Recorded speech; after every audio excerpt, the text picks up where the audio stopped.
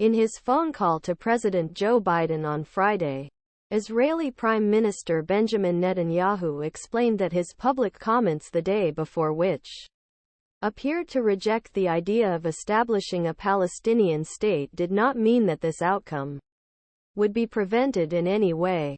A person familiar with the conversation told CNN Biden and Netanyahu discussed possible characteristics of a future Palestinian state that would ultimately need to be negotiated. The person said, describing the meeting as serious and detailed. Biden administration officials recently participated in discussions about a future demilitarized Palestinian state, person said, and the president found idea intriguing. Biden is certainly familiar with the idea of a demilitarized Palestinian state, or one with significantly limited military power. That has been discussed for years. An administration official said, these are among schools of thought shaping the president's thinking as he pushes for a two-state solution that includes security guarantees for Israel. Official added. Hours after speaking by phone with Netanyahu, Biden touched on that possibility in a speech to reporters at the White House, saying he believed there are a number of types of two-state solutions. There are many countries that members of the UN and do not have their own army. There are restrictions in some states. So I think there are ways this could work, Biden said. He was less clear about how he would achieve this. I'll let you know when I get it passed, Biden told reporters.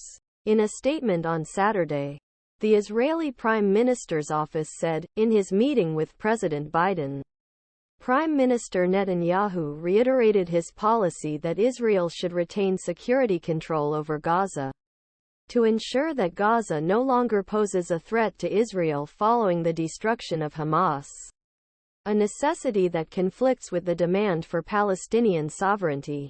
The lack of certainty has underlined the difficulties Biden faces as he tries to put pressure on Netanyahu to adopt a new battlefield approach and plan for a future in Gaza. But this has been met with open resistance and disagreement. Biden and Netanyahu continue publicly disagree on fundamental question of what will happen to Gaza once Israel-Hamas war ends.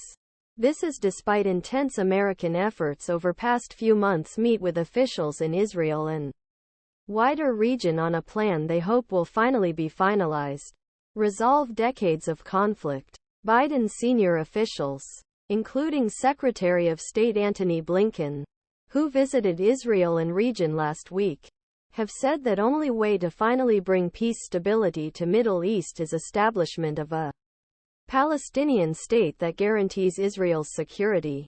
Netanyahu said at a press conference on Thursday that he rejected these calls, arguing that such a step would conflict with Israel's security.